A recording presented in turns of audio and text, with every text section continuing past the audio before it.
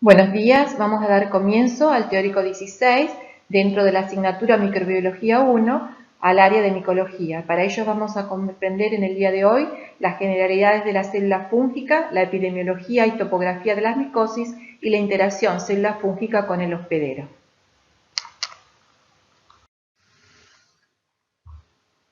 En esta diapositiva encontramos la bibliografía de acuerdo a la cursada que vamos a realizar y se va a basar en los seminarios y clases teóricas de la cursada. Además tienen una serie de libros que ustedes pueden consultar, de manera que van a complementar los datos que son vertidos tanto en seminarios y en clases teóricas y van a aclarar algunas cosas que no queden claro en la correspondiente temática desarrollada. Al final de la clase, el alumno deberá poder responderse a los siguientes objetivos. Deberá conocer la estructura, la nutrición y el metabolismo de la célula fúngica. Conocer las principales biomoléculas fúngicas por el interés que presentan, ya sea porque son blanco de acción de antifúngicos o porque inhiben los mecanismos de respuesta inmune del hospedero.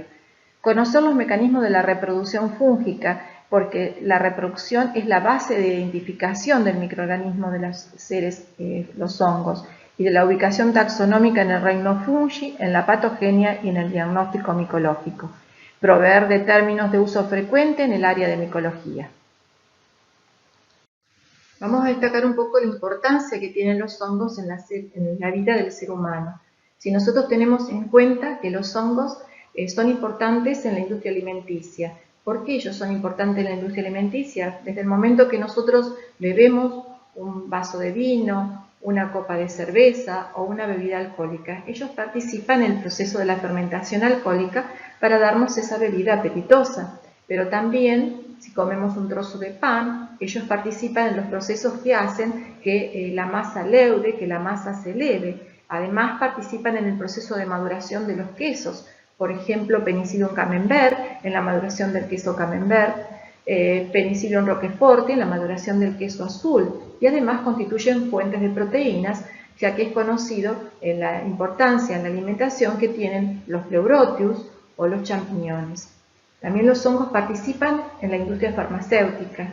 El primer antibiótico que se describió, que fue la penicilina, se obtiene a partir del metabolismo del Penicillium notatum, y que fue descubierto en forma así accidental, debido a que Fleming observó que en una placa donde estaba este microorganismo no desarrollaban las bacterias, y así se desarrolló la penicilina. También los hongos son productores de antifúngicos, o sea, hongos que producen sustancias que controlan a otros hongos. Pueden ser productores de vacunas, pero los hongos también intervienen en la naturaleza. Ellos son los biodescomponedores por excelencia, o sea, la principal función que tienen a cargo los hongos es de descomponer toda esa materia orgánica que lleva a la superficie de la Tierra, el exoesqueleto de los artrópodos, las hojas, los tallos de los vegetales, toda esa materia orgánica que cae sobre la superficie de la Tierra es importante porque ellos la van a descomponer. Tal es así que hay autores que postulan que si no existieran los hongos, el hombre no podría sacar la nariz por encima de toda esa materia orgánica que se acumularía sobre la superficie de la Tierra. Ellos actúan en condiciones ambientales, en condiciones de humedad y de temperatura, o sea, por ello la temperatura óptima de la mayoría de los hongos es alrededor de 28 grados. Y las condiciones ambientales son las que favorecen el desarrollo de los hongos. Ellos también participan de procesos que llamamos de biodegradación y participan en el biodeterioro de los materiales, y de ahí la importancia que tienen ellos en la descomposición de nuestros propios alimentos. Bueno, también son productores de sustancias tóxicas, de toxinas. Entonces puede suceder que los hongos invaden sustratos, como por ejemplo puede ser un grano, y ellos en condiciones de humedad, de temperatura, desarrollan sobre el alimento, sobre el sustrato, y producen toxinas. Estas toxinas tienen la característica de ser termoestable y por más que se elimine por calentamiento al hongo, la toxina constituye el principal peligro en estos casos. Y acá lo que me estoy intoxicando es porque me comí la toxina, o sea, es la ingesta de los metabolitos tóxicos de los hongos lo que estamos ingiriendo. Y este cuadro es lo que nosotros llamamos como micotoxicosis. Muchas veces podemos ingerir un macrohongo tóxico y esta ingestión de estos hongos tóxicos es lo que se llama micetismo. Por ejemplo, en el caso de amanita, que es la que está representada acá, un hongo que es alucinógeno, que puede consumirse en forma accidental o en ritos religiosos o culturales y puede causar desde alteraciones gastrointestinales hasta la muerte. Otro ejemplo lo incluye a especies de amanita muscaria y otros, psilocibe mexicana, el vela esculenta. Son todos hongos que produce la ingestión de estos macrohongos, produce lo que llamamos micetismo. Otro proceso que vamos a encontrar que los hongos producen en el hombre es la alergia. Pueden producir mecanismos de hipersensibilidad tipo 1, fundamentalmente asma y rinitis por especies fúngicas de la biota ambiental, por ejemplo, por especies de Aspergillus, por especies de Penicillium, por Alternaria. De la misma manera que se produce estos mecanismos de hipersensibilidad por otros alergenos, como son el polvo, el polen, se produce por la presencia de los esporos que están formando parte de la biota ambiental. Algo que nos va a ocupar durante todas estas clases teóricas y estos seminarios, en forma virtual o presencial, si tenemos la oportunidad, es la infección, o sea, el desarrollo de los hongos sobre los tejidos de los hospederos. Como consecuencia de ese desarrollo del hongo sobre los tejidos del hospedero, van a desarrollarse mecanismos de respuesta inflamatoria y mecanismos de respuesta celular o humoral. Fundamentalmente una respuesta tipo Th2, en general no es un proceso protectivo para los hongos. Entonces vamos a tener los procesos que llamamos de infección fúngica, o sea, la micosis. La célula fúngica presenta un sistema de membrana que envuelve todas sus organelas, el núcleo, de ahí que hablemos que los hongos son organismos eucariotas. Existen dos tipos de talo, el talo unicelular, característico de la célula levaduras, y el talo multicelular, que es característico de los hongos miceliales o filamentoso. Así la célula fúngica se diferencia de otros reinos por su organización estructural, por su forma de crecimiento, por su forma de nutrición y por su forma de reproducción.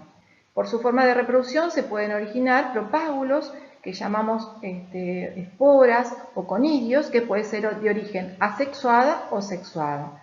Por su forma de crecimiento podemos decir que los hongos crecen, en el caso de los hongos filamentosos, en forma apical. En caso de las levaduras crecen en forma isodiamétrica.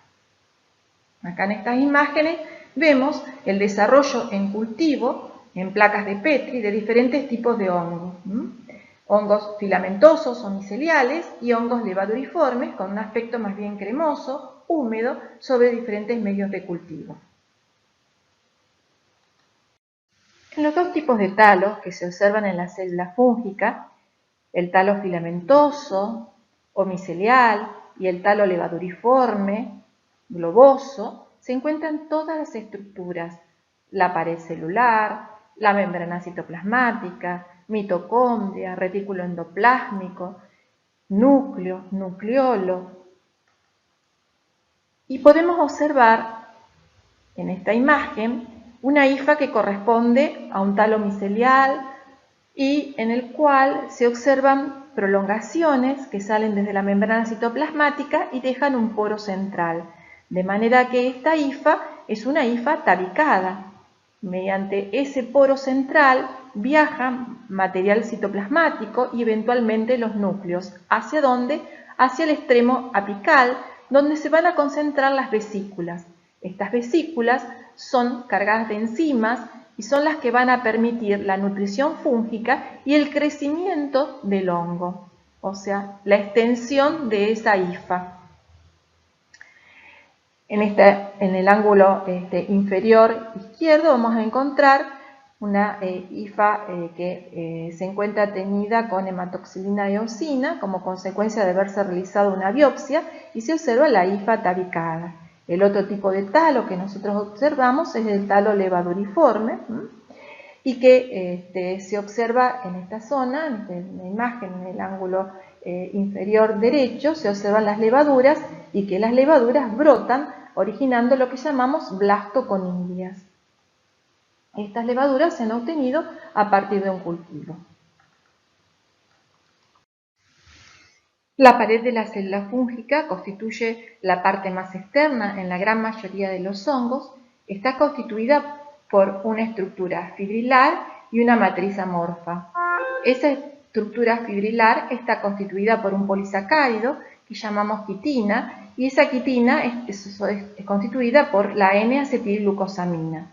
La matriz amorfa está constituida por polímeros de glucosa que tienen diferentes enlaces, como por ejemplo beta-1,3-glucanos, beta-1,6-glucanos o alfa-1,3-glucanos.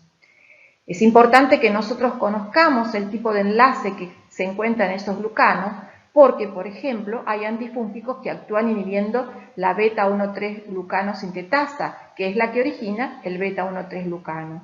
Cryptococcus neoformans, en lugar de tener beta-1,3-glucanos en su pared, tiene beta-1,6-glucanos, de manera que aquí las equinocandinas que actúan inhibiendo la síntesis del beta-1,3-glucanos no tendrían acción.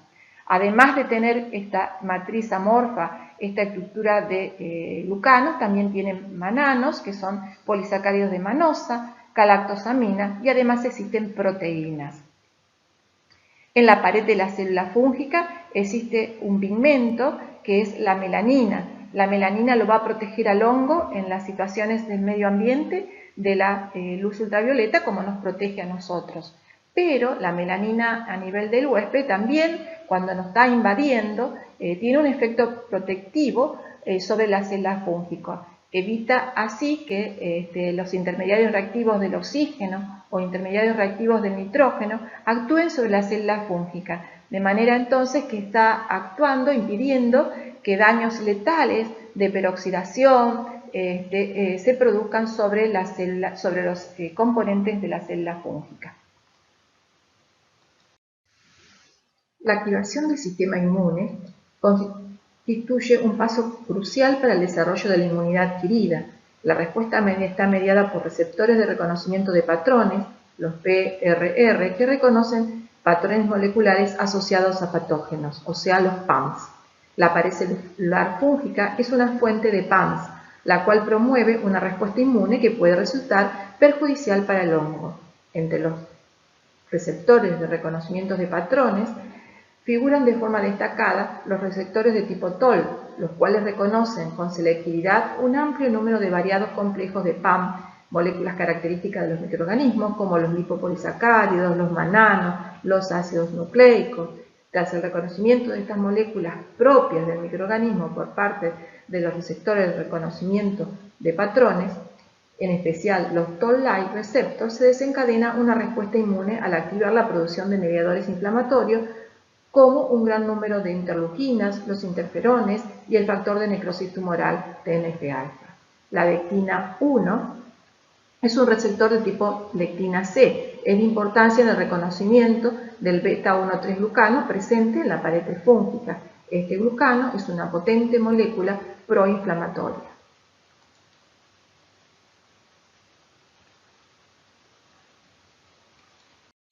La melanina es un pigmento macromolecular que se obtiene por polimerización oxidativa de compuestos fenólicos como la L-dopa y así es producida en especies de criptococo o por compuestos indólicos como dihidroxinaftalenos. Es producida tanto en vivo como in vitro. ¿Qué es lo que produce en el hospedero? La melanina. Disminuye la producción de TNF-alfa, la linfoproliferación, disminuye la fagocitosis, el estallido respiratorio y la lisis de microorganismos. Observamos el desarrollo de un hongo como por ejemplo puede ser Fonsecaea pedrosoi, que produce melanina, que es un hongo pigmentado de color pardo en un medio de cultivo como puede ser el agar saguaro, un medio que es utilizado en el laboratorio de micología para el desarrollo de los hongos. En este caso se observa la producción de melanina por cepas de Cryptococcus que aparecen de un color pardo por la producción de melanina. La pared de la célula fúngica está constituida por una polisacárido que es la actina, que forma parte del componente fibrilar de la pared de la célula. Además de contener quitina, tenemos una sustancia amorfa, que esa sustancia amorfa está constituida por otros polisacáridos como son glucanos, mananos y proteínas. Podemos también decir que la pared está constituida por unas proteínas que llamamos hidrofobinas, y estas moléculas de hidrofobina son de naturaleza anfipática. Monómeros de estas proteínas son excretados a partir del extremo apical del hongo, y si la hifa sale al aire o emerge al aire, se une a la pared y forma la que llamamos la capa Rowlet, que le da protección a la pared al evitar la desecación de la misma. Conocida la estructura de la pared, vamos a conocer cuál es la función de la pared celular en los hongos. Mantener la forma. Sabemos que existen dos tipos de talos, un talo levaduriforme y un talo filamentoso micelial. Es la función de la pared mantenerla a esa forma. Evitar el shock osmótico. O sea, sabemos que si nosotros tenemos una célula fúngica desprovista de pared, o sea, sin pared, y la ponemos en un medio hipotónico, entrará el material líquido desde el medio externo hacia el medio interno de la célula. Como consecuencia de ello se producirá el shock osmótico de la célula fúngica. De ahí podemos inferir que la pared es la evita el shock osmótico. Las células de levaduras desprovistas de pared es lo que conocemos como esferoplasto. En la pared se encuentra una dotación enzimática importante. Sabemos que los hongos se nutren por absorción y que ellos son enfrentados a una gran cantidad de biopolímeros durante la infección, o por ejemplo en el hospedero, a la elastina, al colágeno, a la queratina. Sin embargo, estos biopolímeros no entran como tal adentro de la célula fúngica, sino que son degradados en unidades monoméricas que van a permitir la entrada de estas unidades monoméricas, y así el hongo puede sintetizar sus propias estructuras. Es en la pared donde se encuentran las enzimas necesarias para estos procesos. La pared constituye el medio de la interfase con el medio, donde se van a encontrar las moléculas que permitirán la adhesión como principal etapa en el proceso de la infección fúngica para el establecimiento de la infección fúngica. La pared tiene componentes que le proporcionan propiedades antigénicas. Así, por ejemplo, nosotros podemos basarnos en que podemos detectar en aquellos huéspedes que son capaces de sintetizar anticuerpos, podemos hacer la búsqueda de estos anticuerpos, y en base a estos anticuerpos podemos hacer el diagnóstico de una determinada enfermedad fúngica. En la pared se encuentran los componentes también que son reconocidos por los receptores de reconocimiento de patrones, o sea, lo que llamamos PAMs. Luego de la pared de la célula fúngica encontramos la membrana citoplasmática o membrana plasmática. Esta membrana plasmática, que tiene una estructura de una bicapa fosfolipídica, como toda estructura de membrana, está constituida por fosfolípidos, por carbohidratos y por proteínas. Tenemos allí proteínas estructurales, o sea, por ejemplo, las proteínas que son capaces de sintetizar los componentes de la pared. Allí se encuentran, por ejemplo, la beta-1,3-glucanosintetasa, la quitinsintetasa, o sea, son proteínas estructurales. Pero hay otras proteínas que son funcionales, como son las permeasas, transportadores, que van a definir qué unidades monoméricas van a entrar al interior de la célula fúngica. Y de ahí que la membrana tenga una permeabilidad selectiva, y esa permeabilidad selectiva está dada por la presencia de esos transportadores o permeasas. Dentro de los lípidos, un lípido muy importante que existe en la membrana citoplasmática es el ergosterol, que está presente en la gran mayoría de las células fúngicas. Carece de él Nemocicligirobesia. La membrana citoplasmática posee invaginaciones que se denominan mesosomas, o sea, esas invaginaciones son el inicio en la linfa ubicada de lo que son los septos. La membrana citoplasmática, por otro lado, posee enzimas de la cadena respiratoria. Conocemos lo que corresponde a pared celular, lo que corresponde a membrana citoplasmática, y ahora vamos a ver qué es lo que tenemos en el citoplasma de la célula fúngica. En ese citoplasma tenemos mitocondrias. Las mitocondrias contienen ADN autorreplicable, y las mitocondrias varían el número y las condiciones de las mitocondrias según se esté respirando en condiciones aerobias o en condiciones anaerobias. Algunos hongos son anaerobios facultativos. Así, por ejemplo, el hongo que esté aceptando el oxígeno como aceptor de electrones va a tener una gran cantidad de mitocondrias con las crestas bien desarrolladas. En cambio, aquel hongo que esté produciendo procesos de fermentación va a tener pocas mitocondrias con las crestas pocas desarrolladas. Además tenemos el retículo endoplásmico que genera microvesículas. Estas microvesículas están cargadas de enzimas hidrolíticas que son las que van a permitir la nutrición de la célula fúngica. Esas microvesículas que tienen las enzimas son vehiculizadas hacia el extremo apical en los hongos filamentosos a través de un citoesqueleto que está presente en la célula fúngica.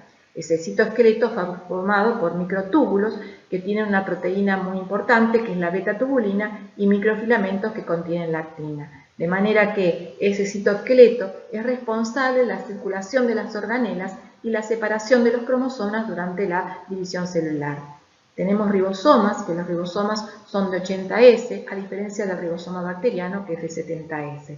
Y además tenemos vacuolas, por ejemplo, los hongos almacenan los hidratos de carbono en forma de glucógeno, o sea, podemos encontrar vacuolas con glucógeno. En el interior de la célula fúngica también encontramos el núcleo. Las células fúngicas pueden ser uninucleadas o multinucleadas. En el caso que sean las células fúngicas multinucleadas, diremos que cada núcleo controla una porción de citoplasma. Cuando tenemos varios núcleos, esos núcleos pueden ser todos iguales, entonces diremos que, o sea, que todos tengan la misma información genética, diremos que esa célula es homocariótica. En cambio, si tenemos núcleos diferentes, diremos que la célula es heterocariótica. Poseen nucleolo y la membrana nuclear es doble y posee poros. Esos poros permiten la comunicación del núcleo con el citoplasma, es decir, por allí va a pasar el RNA mensajero. El número de cromosomas es variable y dependiente de la especie. Así, por ejemplo, en Saccharomyces cerevisiae, ese número de cromosomas es 17, en Aspergillus nidulan es 8. Por fuera de la pared, en algunos hongos existe cápsula, sobre todo en Cryptococcus neoformans, que tiene un talo levaduriforme, y esa cápsula se pone en evidencia con tinta china, de manera que a través de un contraste, porque la tinta china no penetra al interior de la cápsula, se pone en evidencia esa estructura que forma parte de este hongo especial que es Cryptococcus neoformans. Está compuesta la cápsula por mucopolisacáridos como el gluconosilomannano y el galactonosilomannano.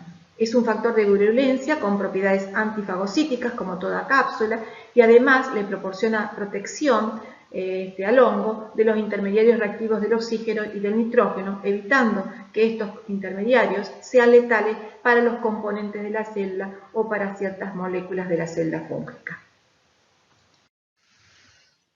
Hemos conocido así a la estructura de la célula fúngica. Ahora vamos a ver cómo el hongo se nutre, cómo lleva a cabo los procesos de nutrición para desarrollar, para crecer y para formar todas las estructuras que corresponden al micelio de reproducción. Los hongos son organismos que son heterótrofos, o sea que requieren una fuente de carbono más o menos elaborada, a diferencia de los autótrofos, que en presencia de la energía solar transforman al dióxido de carbono y agua en energía química, o sea en glucosa, y adquieren los nutrientes por absorción.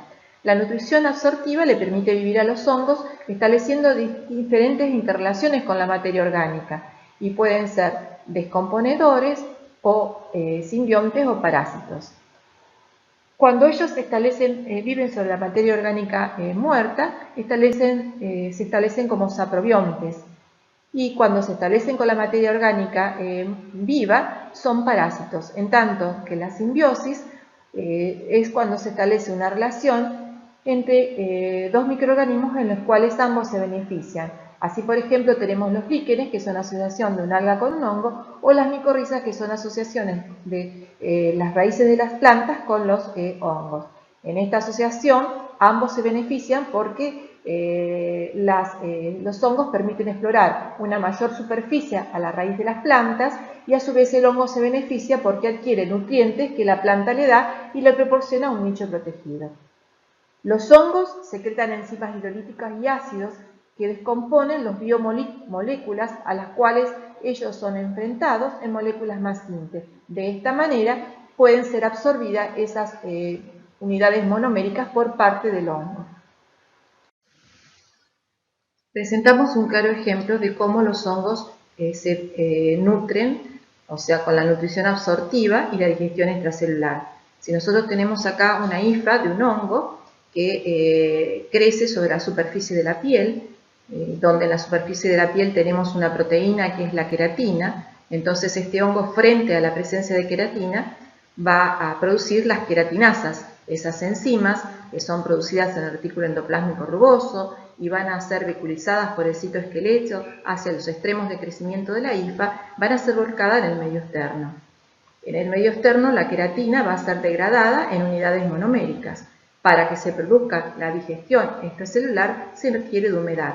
Luego esas unidades monoméricas van a entrar al interior de la célula y en el interior de las células van a penetrar a través de los transportadores que están en la membrana citoplasmática. El hongo, a partir de esas unidades monoméricas, va a sintetizar todos los componentes que requiere para que la célula fúngica funcione, o sea, para su desarrollo, para su crecimiento y para su diferenciación, el hongo se nutre.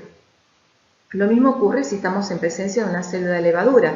La célula de levadura produce las enzimas, esas enzimas son volcadas en el medio extracelular, se degradan los biopolímeros en unidades monoméricas, esas unidades monoméricas ingresan a las células a través de los transportadores, la célula comienza a crecer, comienza a desarrollarse, pero en este caso la célula de levadura tiene un límite de su crecimiento y comienza posteriormente a brotar y dar la blastoconía, que es típica cuando llegó a ese límite. De manera entonces que podemos decir que los hongos requieren de humedad. La humedad es necesaria para la digestión extracelular de los biopolímeros y para la entrada de las unidades monoméricas al interior de la célula. En la segunda mitad del siglo pasado, por la década del 60 aproximadamente, Monod estableció la clasificación de los seres vivos en 5 reinos. Para esta clasificación de los seres vivos tuvo en cuenta el tipo de célula, si la célula era procariota o si era eucariota, y además el tipo de nutrición. Los hongos, según esta clasificación, encontraron su propio reino, donde ellos tenían un tipo de célula eucariota y se nutren por absorción. El metabolismo fúngico no difiere para nada del metabolismo que tenemos todos los seres eucariotas.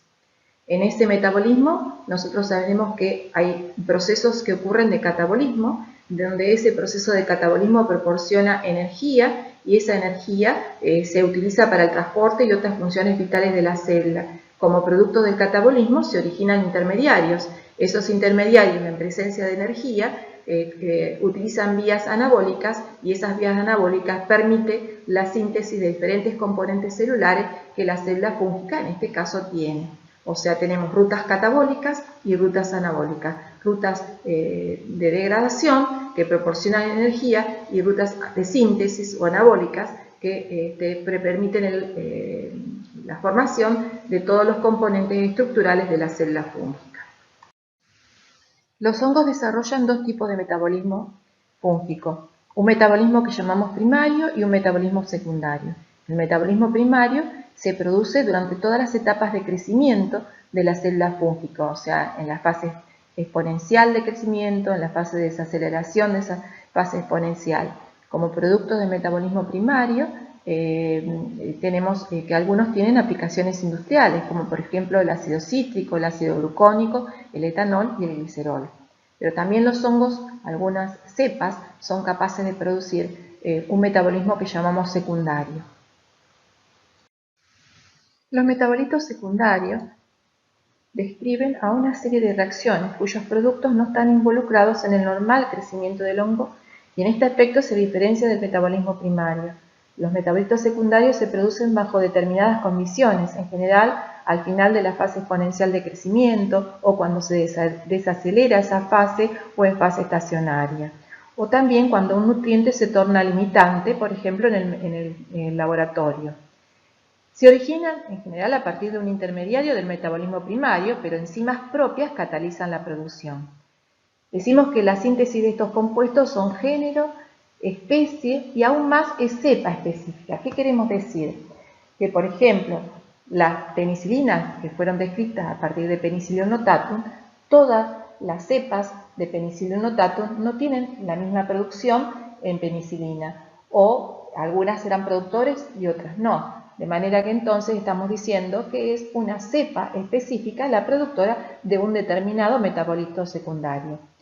Estas moléculas de metabolitos secundarios tienen importancia comercial o ambiental. Algunas, por ejemplo, con aplicaciones industriales o medicamentosas, tenemos, por ejemplo, la ergotamina o la giberelina, que es una hormona de crecimiento vegetal.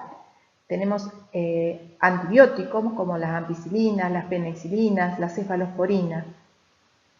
Las micotoxinas, que nosotros tenemos también como metabolitos tóxicos, donde tenemos aflatoxina, gliotoxina, cerealonona, alcaloides del ergot, tricoteseno, y se han identificado más de 300 micotoxinas. La mayoría de las intoxicaciones por micotoxinas, que las conocemos con el nombre de micotoxicosis, son como consecuencia de la ingestión del alimento contaminado, o sea, por la producción de la toxina en el alimento.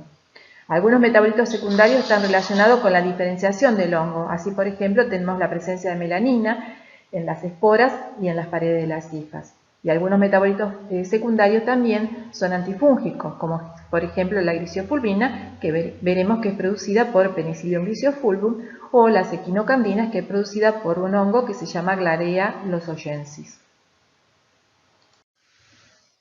El talo fúngico puede ser clasificado según su estructura, y según su estructura hemos dicho que podía ser unicelular, que se caracterizaban así las células de levadura, donde tenemos una única célula y que puede brotar y dar a la célula hija.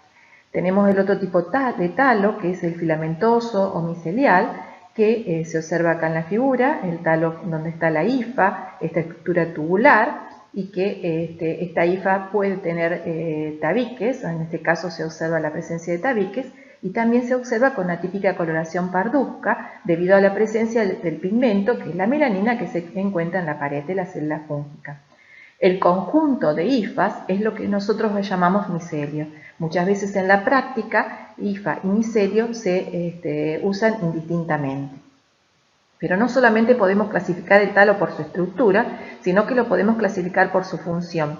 Y así, dependiendo de la función que cumple, el talo será vegetativo o será de reproducción. En el mismo crecimiento de la célula fúngica vamos a tener va a tener una parte que corresponde al talo vegetativo, que va a cumplir la función vegetativa, y parte que va a tener como característica la perpetuación de la especie, y entonces va a cumplir una función de reproducción. Entonces podemos decir que según la función, el talo vegetativo va a cumplir las siguientes funciones. Cumple la función de nutrición, o sea, de nutrir a la célula fúngica, la función de crecimiento, la función de resistencia y la función de fijación a un determinado de un sustrato, mientras que el talo de fructificación es el encargado de la reproducción del microorganismo y además de la conservación de la especie a distancia en el tiempo. Se encuentra en esta diapositiva el talo esquematizado, el talo unicelular o levaduriforme. Podemos decir que ese talo unicelular o levaduriforme puede tener un tamaño desde 3 a 80 micras, dependiendo del tipo de célula que se trate. Así, por ejemplo, una levadura del género Cándida, que tiene el tipo de talo levaduriforme, tiene un tamaño más pequeño, mientras que la levadura que constituye a Paracoccidioides brasiliensis en su forma parasitaria tiene un tamaño mucho mayor, entonces puede llegar a 50, 40, 50 micras y tiene la característica de una brotación múltiple.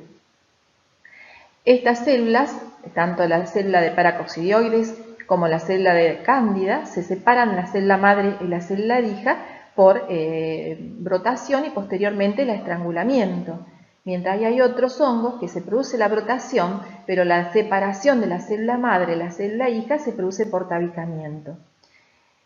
Las células, hay un correlato entre las características microscópicas que tienen las células de levadura y las características macroscópicas que se observan en el desarrollo de la colonia.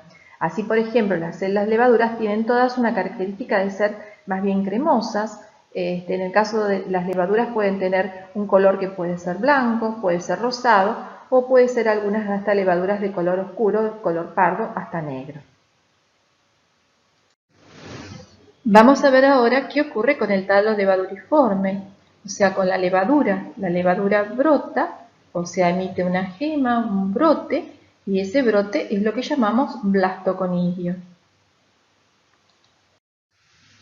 Esa célula hija vuelve a brotar sucesivamente y ese brote queda unido. Así, una sucesión de brotes unidos es lo que llamamos pseudohifa o pseudomicelio.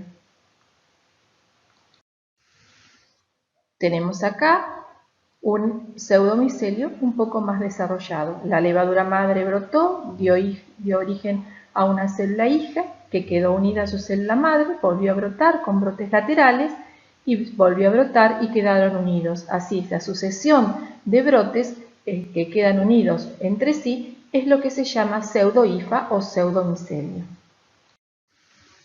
En el laboratorio, las células de cándida pueden desarrollar sobre medios especiales y producir la presencia de pseudohifas o pseudomicelio. Esto es, una levadura brota, los brotes quedan unidos y a la célula madre vuelve a brotar y así se forma una cadena de pseudomicelios.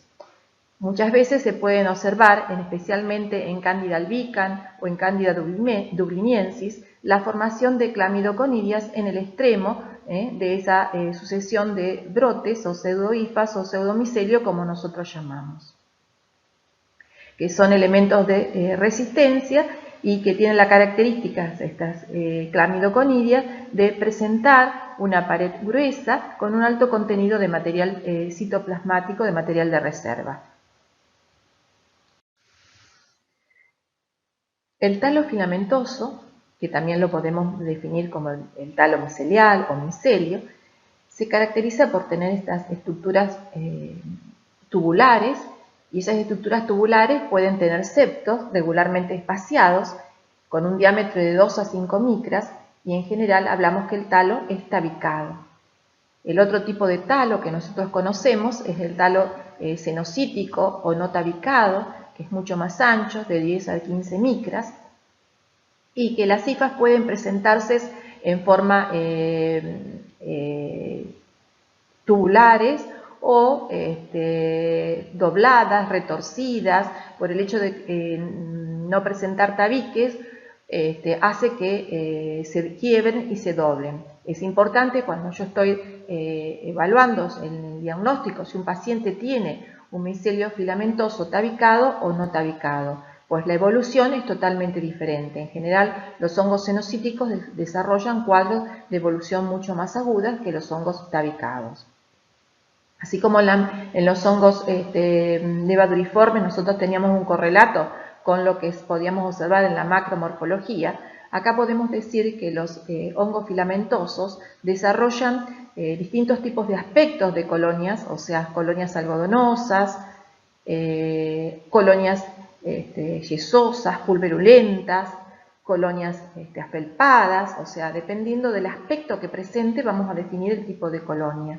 Y además de eso tenemos que tienen una gran diversidad de colores, o sea, grisáceas, blanquecinas, de color beige, de color marrón o negras. Tenemos también que estas colonias pueden ser de afelpaditas, con un color verde azulado y un halo claro alrededor, o color verde amarillenta, pulverulentas, y micromorfológicamente se van a observar el micelio vegetativo, que está constituido por las hifas, y el micelio de reproducción, que da origen a los propágulos, que van a permitir la conservación de la especie y la reproducción de la especie. Lo mismo ocurre en este caso, otro tipo de hongo, donde tenemos el micelio vegetativo, que ese micelio vegetativo da origen al micelio de reproducción. Y lo mismo ocurre acá en este caso. Micelio vegetativo son las hifas, en este caso son hifas no tabicadas. Fíjense cómo se quiebran, o sea, el hecho de no tener tabique hace que la hifa pierda la rigidez y se puede doblar. Y tenemos el conjunto de hifas no tabicadas, que es lo que en este caso es un micelio de tipo no tabicado. y da origen al micelio de reproducción que veremos más adelante. Bueno, nosotros habíamos dicho que según el tipo de talo, la célula fúngica puede ser que sea una levadura o sea un filamento. Ese filamento puede ser tabicado, si presenta septos en forma regularmente dispuestas, o cenocíticos, en el caso que sea un micelio que no presente tabiques o esos tabiques sean muy ralos o esparsos. A su vez, ese micelio que es tabicado puede ser hialino o pigmentado. Pigmentado si presenta melanina en su pared, esa hifa. Existen formaciones del micelio vegetativo o del talo vegetativo y esas formaciones pueden ser los rizoides, en donde los rizoides son una especie de ramificaciones que hace la hifa en forma corta que le va a permitir la fijación a un determinado sustrato. Otra formación especial del micelio vegetativo lo constituyen los esclerotes, que son unas estructuras que más o menos tienen aproximadamente 1 milímetro de diámetro, que son visibles a simple vista y están formadas por hifas del micelio vegetativo que pierden su estructura y adoptan una forma así de tipo poliédrica y forman una estructura globosa visible a simple vista. También se consideran que forman parte del micelio vegetativo los clamidoconillos, que habíamos dicho que eran elementos que pueden estar implicados en la resistencia del hongo a las condiciones ambientales. Los hongos pueden reproducirse y dar lo que se conoce como el nombre de talo de fructificación. Esa reproducción que pueden realizar los hongos se puede hacer en forma asexuada, anamorfa o imperfecta, o en forma sexuada, telomorfa o perfecta, como se la reconoce la reproducción sexuada. La forma de reproducción asexuada se produce muchas veces en el ciclo de vida de un hongo y se produce por procesos que implican solamente mitosis. En cambio, la reproducción sexuada se produce pocas veces en la vida de un hongo y se produce por procesos que implican meiosis. Pueden posteriormente implicar mitosis. Desde el punto de vista de la ventaja, podemos decir que la reproducción sexuada permite la recombinación genética y permite la adaptabilidad del hongo a las condiciones variables. Como producto de la reproducción asexuada, anamorfa o imperfecta, vamos a obtener estructuras que llamamos conidios o estructuras que llamamos esporas. Esos conidios son esporas asexuadas externos. Entonces, por ello se llaman conidios.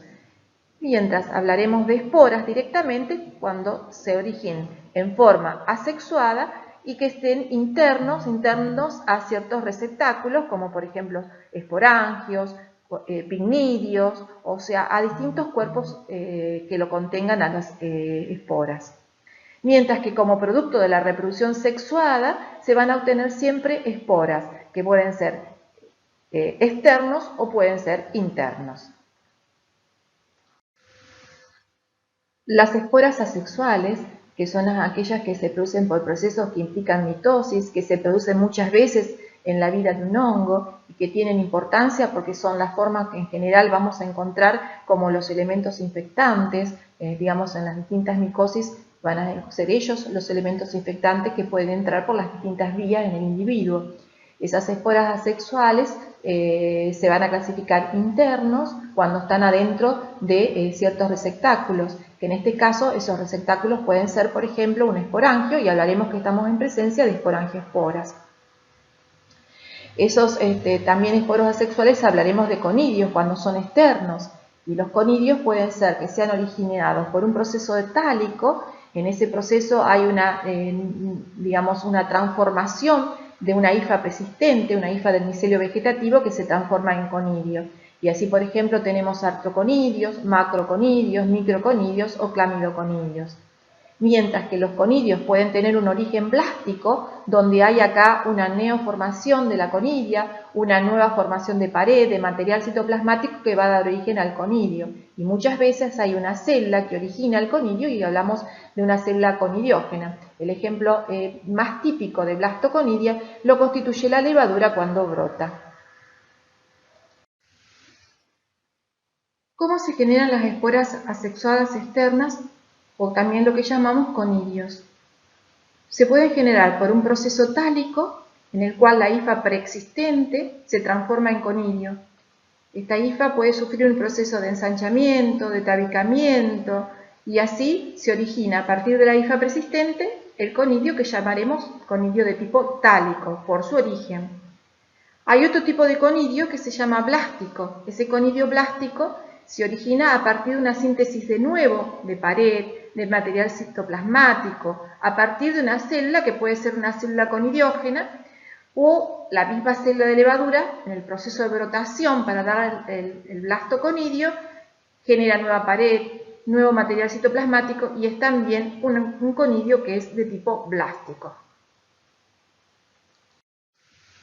Así por su origen tenemos distintos tipos de conidios representados en este gráfico, en esta diapositiva. Los talos conidios, acá la hifa persistente se ensancha, se tabica y forma estas conidias que por su tamaño diremos que son macroconidias.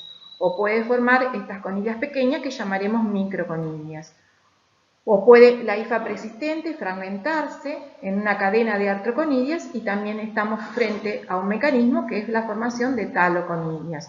O puede ser que la célula de levadura brote con generación de nuevo material citoplasmático, nueva pared, membrana citoplasmática y da origen al blastoconidio. O en esta sucesión de cadenas de conidias que son producidas a partir de una célula conidiógena simplemente por procesos de brotación. Entonces, estamos sintetizando nueva pared, material citoplasmático, entonces el proceso por el cual se generan estas cadenas de conidias es un proceso blástico y hablaremos que estamos en presencia de blastoconidios. Habíamos dicho que según el origen de las conidias podíamos tener que los conidios podían ser tálicos, o sea, aquellos conidios que se van a originar a partir de una hifa preexistente que sufre la transformación en conidio. Así, por ejemplo, en este caso, esta hifa va a sufrir la transformación en conidios por sucesivas tabicamientos y formación de lo que llamamos artroconidios. Se observa la fragmentación de esa hifa en sucesivos artroconidios. Continúa la fragmentación y comienzan a separarse esos artroconidios. Visiblemente más separados se originaron la sucesión de artroconidios a partir de una hifa preexistente. Por eso el tipo de conidiación en la cual estamos presentes origina los conidios como llamamos conidios tálicos. Dentro de la o imperfecta o anamorfa, que se produce directamente por procesos que llamamos mitosis, se encuentran esporas asexuadas que son internas, que llamamos directamente como esporas. Y así, por ejemplo, podemos obtener que sean internas a una estructura que es el esporangio y en su interior tenemos todas las esporangiosporas. Estas estructuras esporangio con esporangiospora se observan en hongos que tienen la característica de tener un micelio no tabicado o cenocítico, los conocidos que están dentro de un orden que se llaman mucorales. También podemos tener picnidiosporas que están adentro de una estructura que llamamos picnidios y son esporas, las picnidiosporas, que se producen también por fructificación asexuada o imperfecta, por mitosis y están adentro de una estructura que llamamos picnidio. En este ejemplo veremos una espora asexual completamente diferente producida por hongos que pertenecen a la división mucoromicotina. Las esporas se producen en una estructura cerrada en forma de saco que se denomina esporangio. El esporangio se encuentra sostenido por una estructura que llamamos esporangióforo y que en general emergen del sustrato. Ese esporangióforo termina en una evaginación en el interior del esporangio y esa evaginación es lo que se conoce con el nombre de columela. Ese esporangio en su madurez se rompe porque contiene un número importante de esporas en su interior y que se liberan por ruptura de ese esporangio y quedan sostenidas en el medio ambiente y formando parte de la biota ambiental.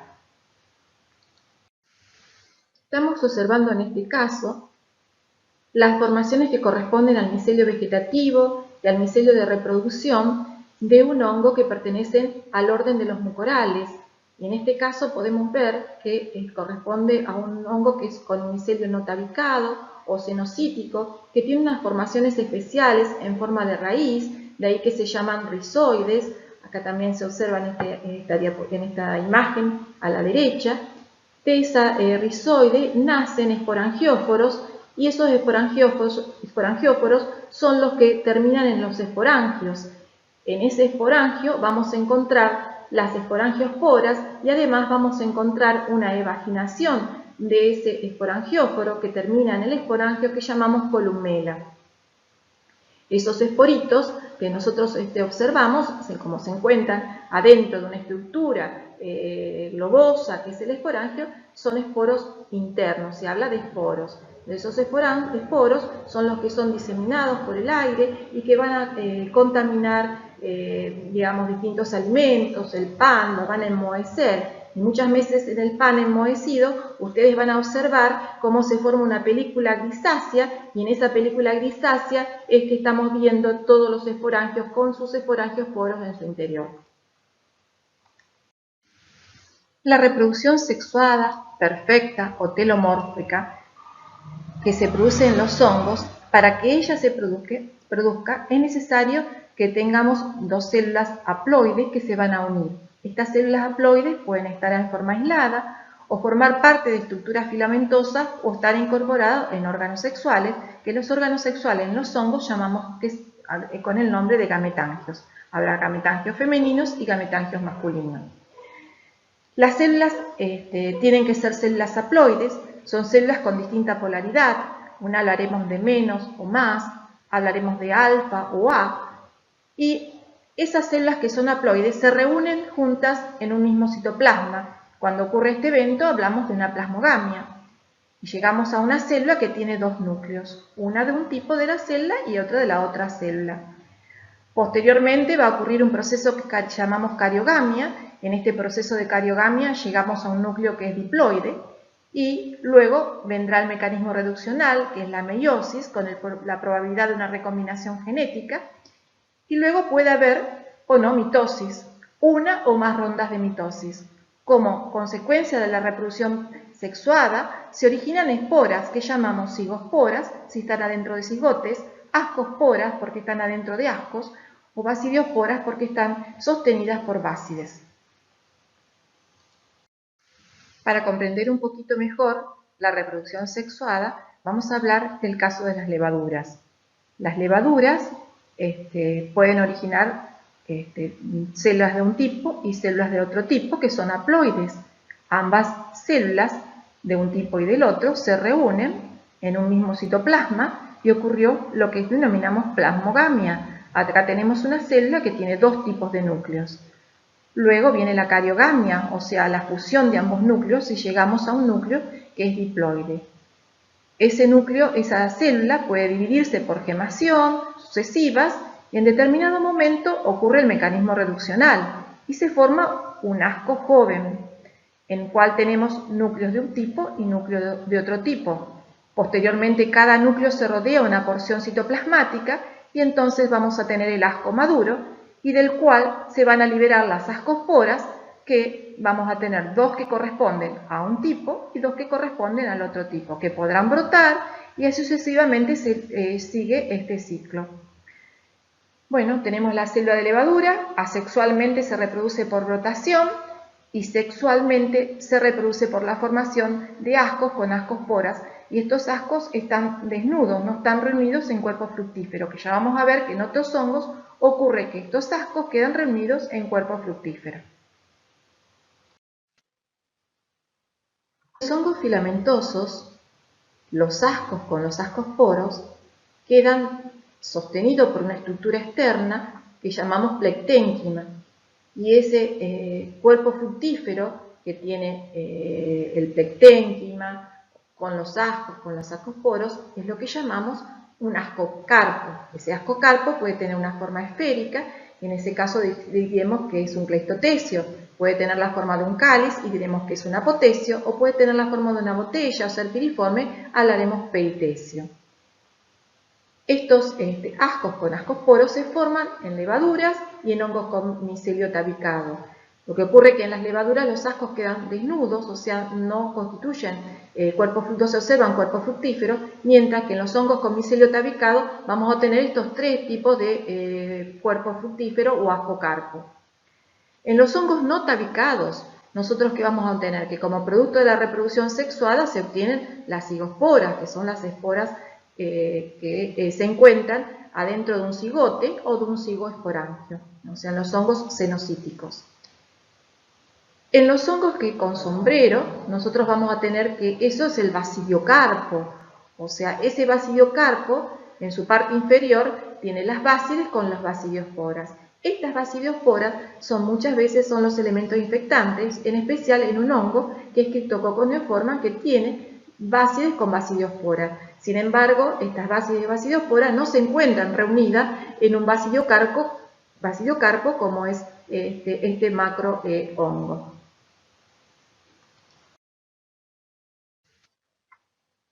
En resumen, podemos decir que la fructificación sexuada origina esporas sexuadas internas. Esas esporas sexuadas internas, si están dentro de un cigote o cigoesporangio, hablaremos de una cigospora, que son características en los hongos con micelio cenocítico. Las ascosporas se encuentran en el interior de ascos, en levaduras, que van a estar como ascos desnudos. En cambio, en los hongos con micelio tabicado, van a quedar reunidos con un ascocarpo, y de acuerdo a la forma que tiene ese ascocarpo, hablaremos de un peritecio, de un apotecio o de un cleistotecio. Las esporas sexuadas pueden ser externas, y en quienes, externas a básides, y vamos a tener las basidiosporas. En quienes la podemos tener en las levaduras, por ejemplo, en Cryptococcus neoformans, como hablamos, y en hongos macroscópicos, o sea, los hongos, lo que llamamos macrohongos, hongos de sombrero. De esta manera, los hongos pueden tener un ciclo de vida asexual, mediante las cuales se originan esporas o conidios, dependiendo, digamos, del tipo de hongo, o pueden tener un ciclo de vida sexual, en la cual se originan esporas como producto de la reproducción sexuada. Bueno, ahora nosotros tenemos un aislamiento fúngico que queremos identificarlo. ¿Cómo se realiza la identificación en el laboratorio de microbiología? O sea, un aislamiento que puede provenir de un material clínico. Ese aislamiento que nosotros tenemos que identificarlo, ¿en qué lo vamos a basar? Nos vamos a basar primero en el tipo de talo, si es un micelio o es una levadura, si es un hongo filamentoso, si ese filamento está tabicado o no está tabicado, y además cuáles son las estructuras reproductivas, o sea, asexuadas y sexuadas. Así, si es un hongo filamentoso, podemos ponerle un nombre según las estructuras asexuadas y otro nombre según lo identifiquemos según las estructuras sexuadas. Así, por ejemplo, Ectoplasma cassulatum, que es un hongo que se aísla en la clínica del laboratorio de microbiología, le ponemos según las estructuras asexuadas. Y a Hyelomyces capsulatus según las estructuras sexuadas. ¿Qué pasa si el talo es levadura? En el talo levaduriforme van a tener que sumar a los criterios morfológicos los criterios bioquímicos para poder identificar al microorganismo en cuestión. Las reglas actuales de identificación de microorganismos permiten que los hongos tengan un único nombre, ya sea el anamorfo o el telomorfo. ¿Cuál? El más antiguo, el más usado clínicamente por la comunidad científica, de manera que lleve a la menor confusión posible.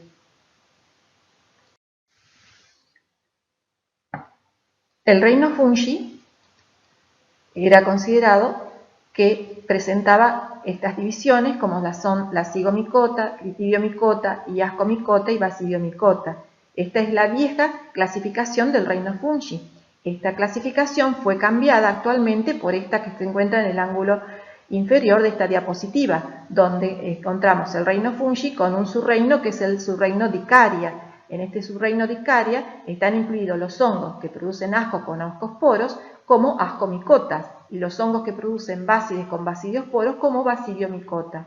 Los hongos basales incluyen una serie de divisiones donde encontramos las glomeromicota y dentro de estas glomeromicota un subfilum o subdivisión. Dentro de las mucoromicotinas se encuentran aquellos con micelio no tabicado o cenocíticos que no habían sido incluidas hasta en las ascomicota o las basidiomicota. Acá en las mucoromicotinas se encuentran los hongos con micelio no tabicado y los que eran antiguamente conocidos con el nombre de zigomicota. Un sistema de clasificación está compuesto por grupos jerárquicos, los cuales se subdividen según el grado de relaciones que tienen lugar entre ellos. Podemos mencionar las siguientes categorías: reino, subreino, filum o división, subfilum o subdivisión, orden, familia, clase, género y especie. Cuando hacemos este camino, en realidad lo que estamos haciendo es identificando el microorganismo, llegamos a la identificación. Cuando podemos llegar a la identificación de la cepa, entonces estamos haciendo un proceso que llamamos tipificación. Acá, para hacer la identificación de la cepa, o sea, la tipificación, ya no lo hacemos por criterios microbiológicos convencionales que hemos arribado hasta ahora por las características morfológicas, macroscópicas y microscópicas. Acá, para la tipificación, debemos usar métodos moleculares que me van a permitir a mí decir con qué grado de homología esta cepa es idéntica a otra cepa, que puede ser responsable de un brote que podamos tener por algún tipo de aislamiento fúngico. Si nosotros queremos instaurar las categorías taxonómicas a un determinado microorganismo, como por ejemplo Cryptococcus neoformans o Cryptococcus gattii, nosotros vamos a saber que este microorganismo pertenece a la familia Cryptococcaceae, al orden de los criptococales, si lo hemos hecho por la forma anamorfa o la reproducción anamorfa. Si lo hacemos por su fase telomorfa, pertenece a la Basidiomycota, al orden de los filobasidiales, a la familia Filobasidiaceae, al género Filobasidiela, con la especie Basilospora y Neoforma. Esto lo ha dado el sistema internacional, el Código Internacional de Nomenclatura, que es un código botánico.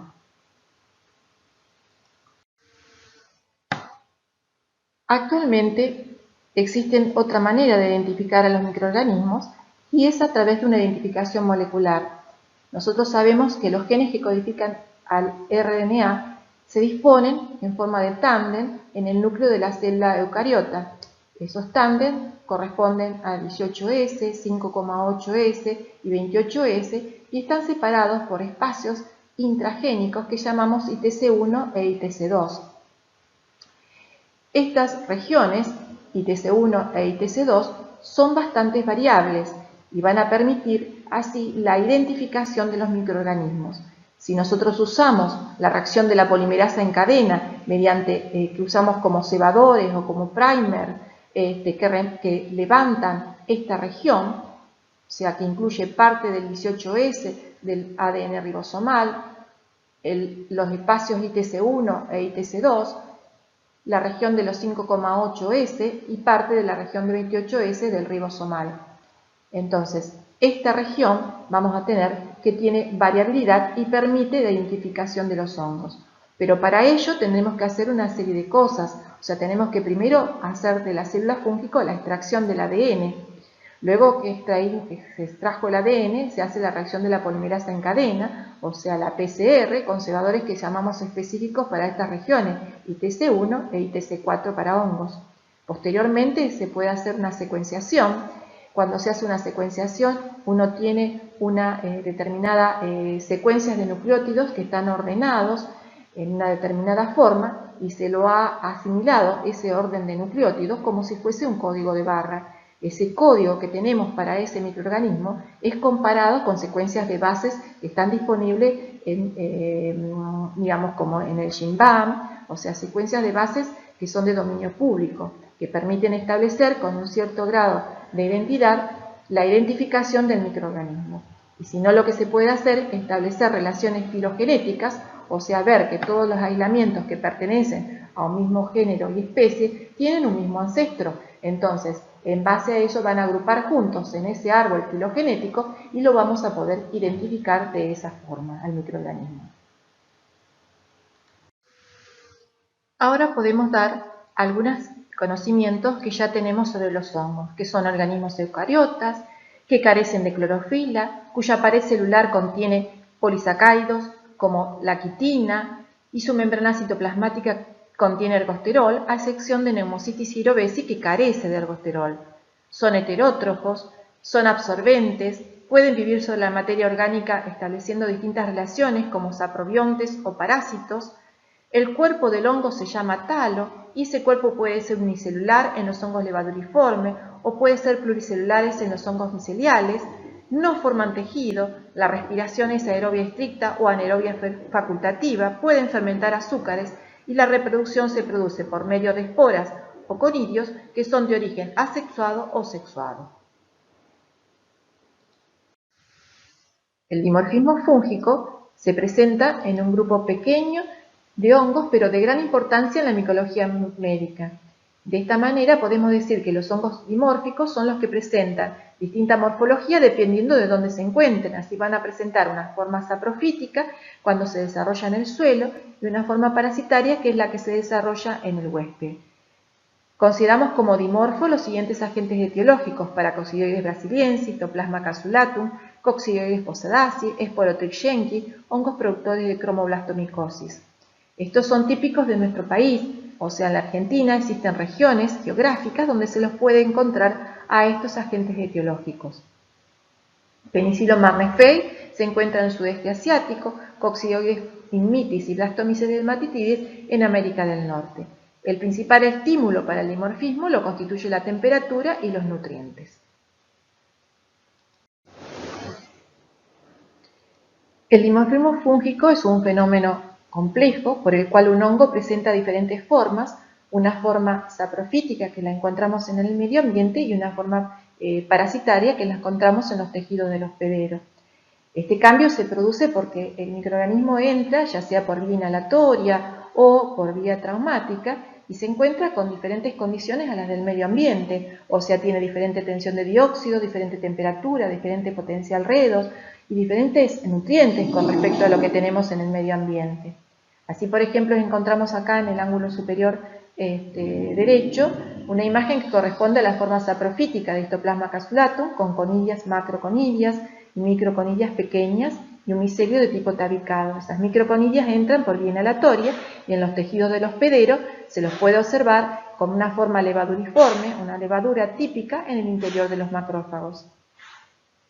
En coccidioides especies, ya sea Immitis o Posadaceae, se encuentra su forma saprofítica que corresponde a un micelio filamentoso tabicado en la cual se observan artroconillas. Estas artroconillas entran por vía inhalatoria y se transforman en lo que es esferas con endosporos en su interior. Los hongos productores de cromoblastomicosis, como por ejemplo Scialophora verrucosa, presentan conidios que pueden entrar por vía traumática al organismo y se transforman en otras estructuras que son las células esclerotales o cuerpos fumagoides, de manera que podemos decir que no siempre el dimorfismo significa una transformación hifa-levadura. Acá es un ejemplo típico de 3 diferentes hongos dimórficos en la cual esa transformación no es siempre hifa a levadura. Ahora podemos comprender un poquito más los mecanismos por los cuales los hongos pueden ejercer su acción patógena, o sea, una alergia por mecanismos de hipersensibilidad, fundamentalmente por conidios de Aspergillus y de otros hongos ambientales, una forma tóxica que debido al consumo de toxinas que después están presentes, digamos, en el alimento, no así el hongo, no necesariamente tiene que estar presente el hongo, en un proceso que llamamos micotoxicosis. Y acá llegamos al desarrollo de una acción tóxica por parte de los hongos debido a la ingesta de la toxina. Esa toxina que son metabolitos fúngicos secundarios, o sea, metabolitos del metabolismo secundario de los hongos, y que están generalmente producidas por Aspergillus flavus, Aspergillus parasiticus, especie de Fusarium, y hay diversas toxinas que son causantes de procesos que llamamos micotoxicosis.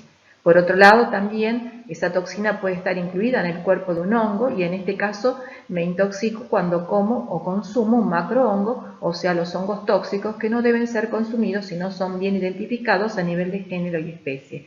Así, por ejemplo, tenemos la manita y la especie de Clarices. Y los que van a ser motivos de encuentro durante todas las clases teóricas o las clases de seminarios que ustedes van a tener es cuando el hongo invade los tejidos del hospedero. Y acá tenemos un gran número de especies fúngicas como cándida, criptococcus, histoplasmas, aspergillus y pneumocystis, entre otros. En esta parte del desarrollo de la clase vamos a conocer un poco acerca de la epidemiología y la topografía de las micosis y la interacción de la célula fúngica con el huésped o hospedero. Antes de conocer un poquito acerca de la epidemiología y la topografía de las micosis, vamos a poder tener que clasificar a las enfermedades fúngicas. Y así, según el poder invasor del hongo, podemos clasificarlas en superficiales, por implantación traumática o micosis subcutánea y micosis sistémicas endémicas. Las micosis superficiales son las que tienen como localización en la piel, en la capa córnea de la piel, pueden comprometer las paneras, o sea, uñas y pelos, y también las mucosas. Las vías de infección, o sea, cómo ese microorganismo fúngico llegó a producir la micosis superficial, puede ser por vía endógena, porque el patógeno sea residente en la biota del individuo, o por ruta exógena, o sea, por contacto, hasta a través de humanos o por fomites. Las micosis por implantación traumática, como se las conoce ahora actualmente, antes se las conocía como micosis subcutánea, invaden el tejido celular subcutáneo, tienen un compromiso sobre la capa córnea y a veces en su poder invasor pueden llegar hasta comprometer el hueso y van diseminando por contigüidad. Estas micosis por implantación traumática se producen porque los agentes que la constituyen pertenecen a la biota ambiental y entran por traumatismo cutáneos vehiculizados con algún elemento, con una astilla, con una espina. Las micosis sistémicas endémicas, hablamos sistémicos porque hay un compromiso importante de los órganos de la economía, y endémicas porque son propias de algunas regiones de nuestro país. Invaden a todos los órganos y la vía de penetración es la vía inhalatoria fundamentalmente. De acuerdo a otra situación, podemos clasificar a los hongos de acuerdo a las condiciones que da el huésped para que el hongo desarrolle. Y así hablaremos de micosis oportunistas, o sea, es el huésped el que condiciona la oportunidad para que el desarrollo de los hongos.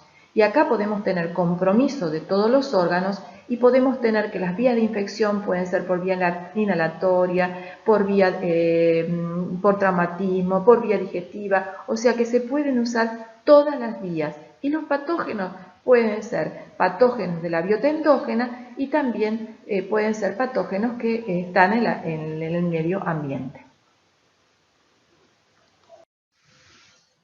Así, una clasificación de las micosis es micosis profundas y micosis superficiales. A su vez, las micosis profundas podrán ser localizadas, como las micosis por implantación traumática o micosis subcutánea, y las micosis diseminadas.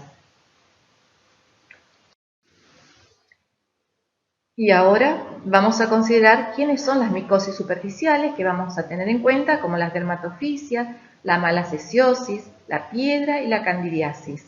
Las micosis por implantación traumática o micosis subcutánea tenemos los micetomas, la esporotricosis, la cromoblastomicosis, lobomicosis. Las micosis sistémicas endémicas tenemos la histoplasmosis, paracoccidioidomicosis, coccidioidomicosis, penicilosis y blastomicosis.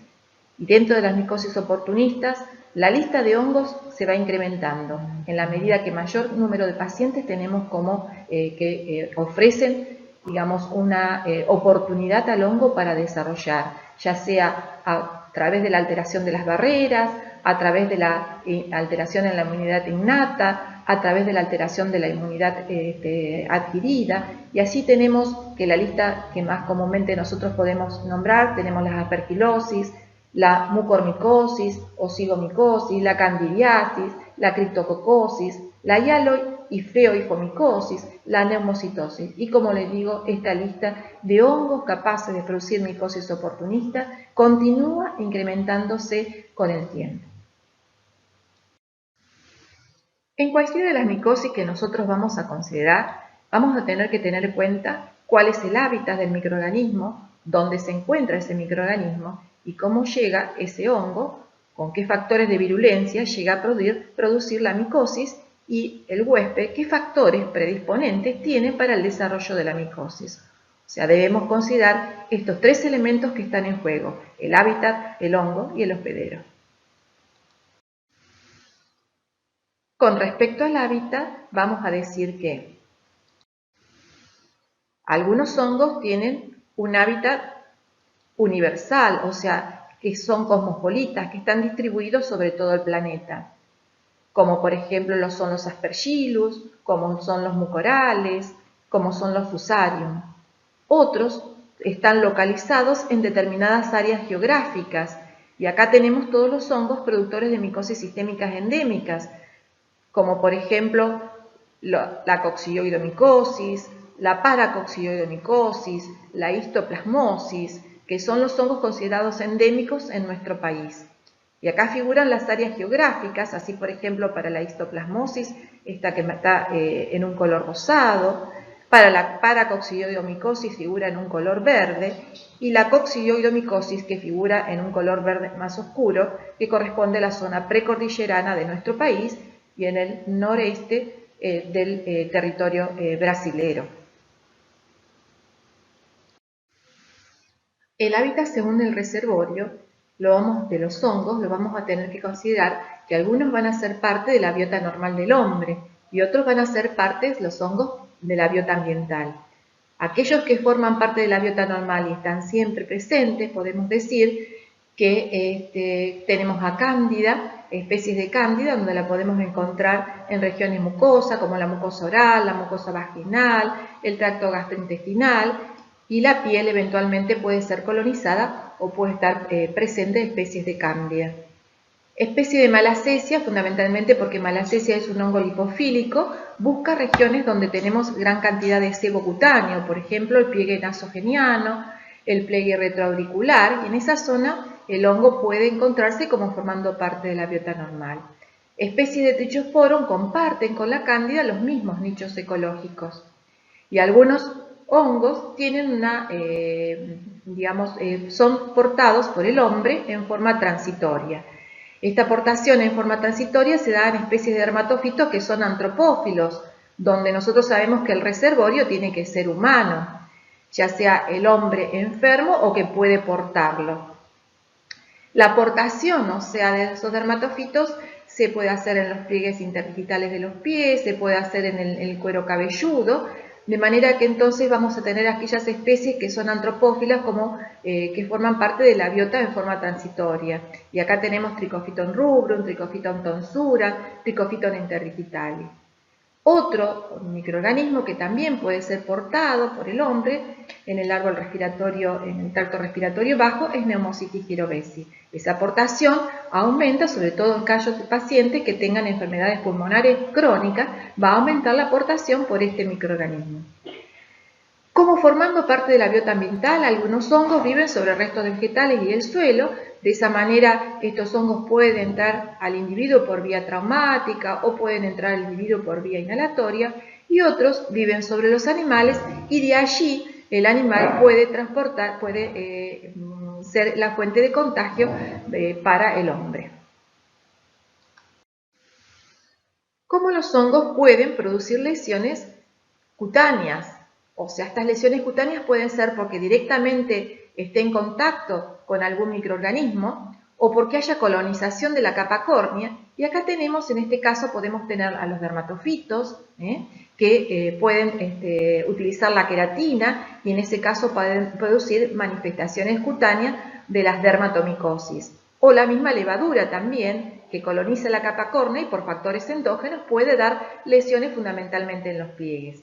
También puede haber micro y macrotraumatismo que permiten la invasión del hongo a las capas más profundas, y en este caso tenemos los hongos que producen micosis profundas localizadas o micosis por implantación traumática.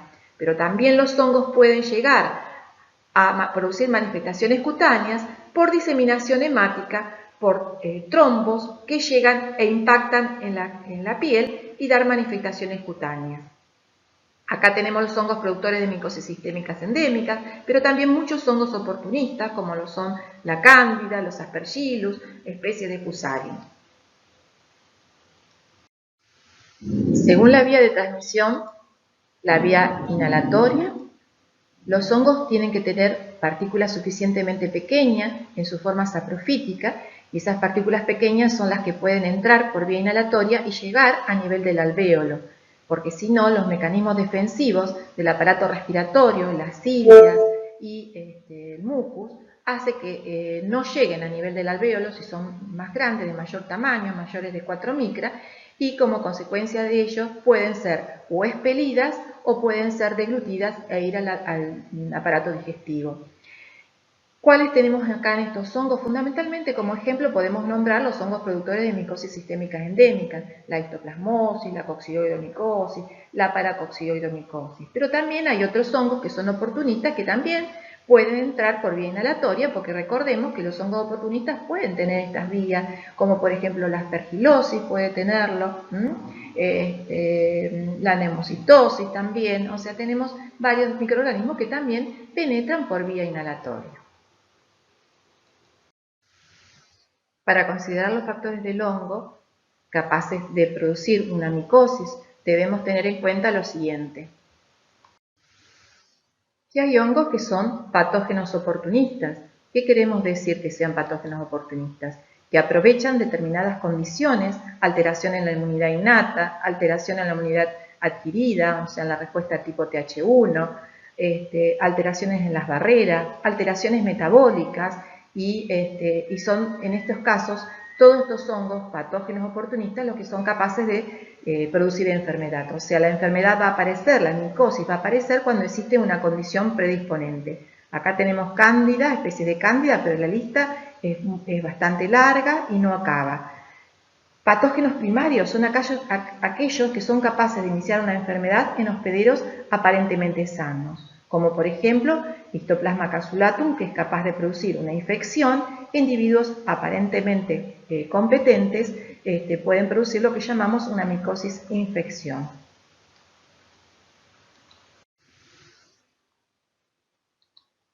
Los hongos presentan determinados factores de virulencia para poder establecerse y producir la infección.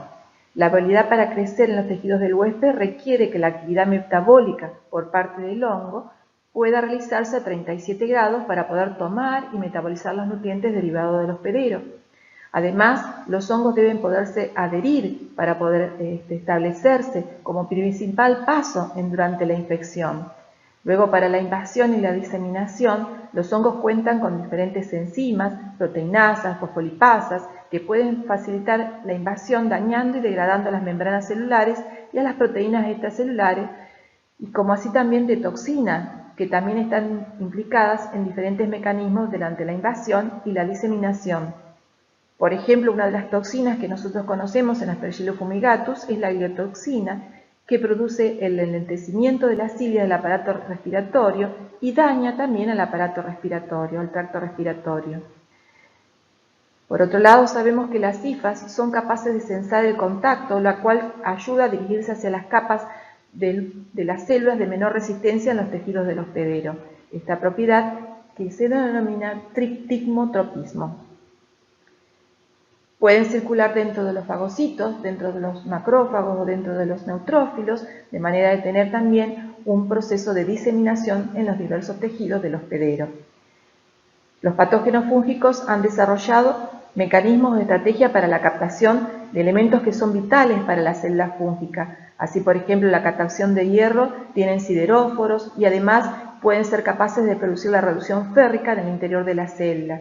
Tienen proteínas ligadoras de calcio, zinc, entre otros elementos que son vitales para el hongo y que actúan como cofactores en muchas reacciones celulares.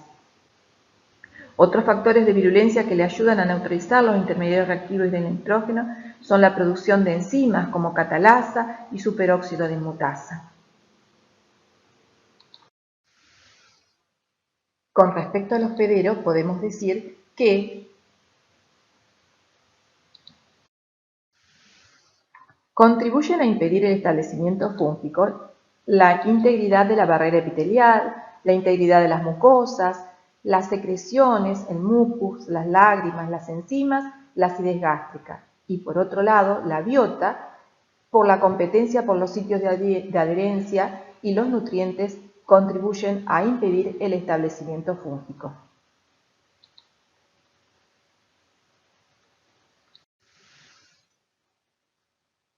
Como parte de la inmunidad tenemos el complemento. Los hongos son capaces de activar el complemento y los mecanismos inflamatorios son importantes para el control de la infección.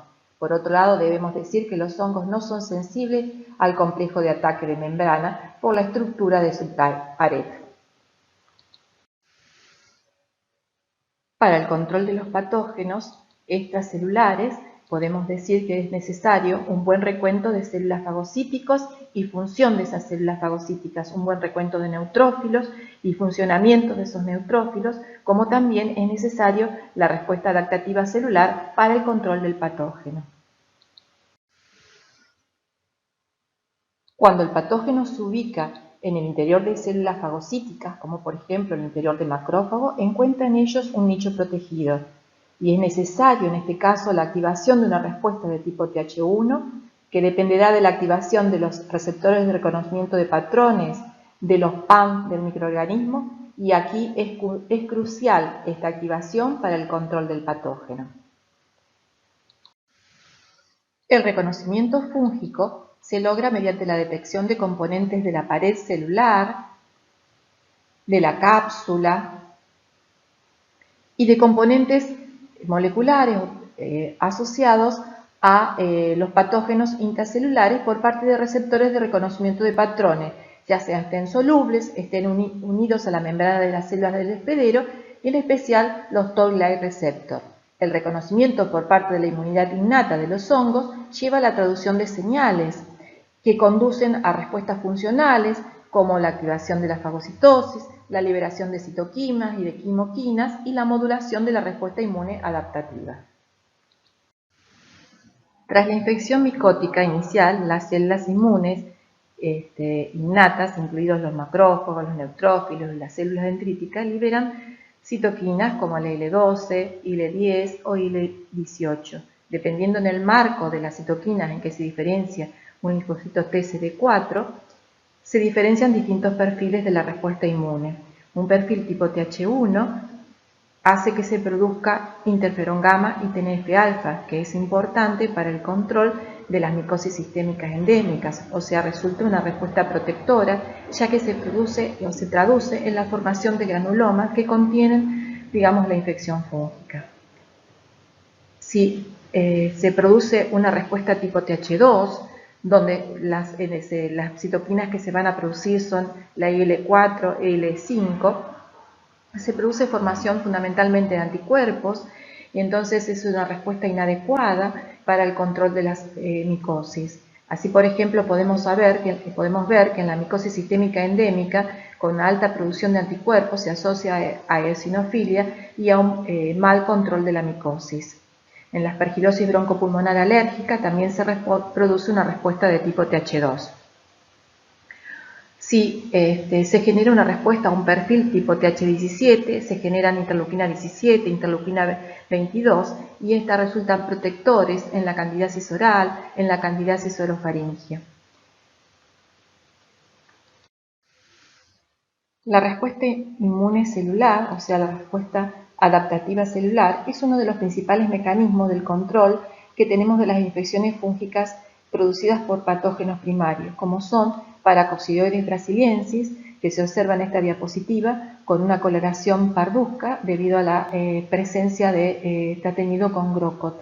Se observa como una levadura y esta levadura que tiene una típica pared gruesa y es una levadura multibrotante con el aspecto de una rueda de timón.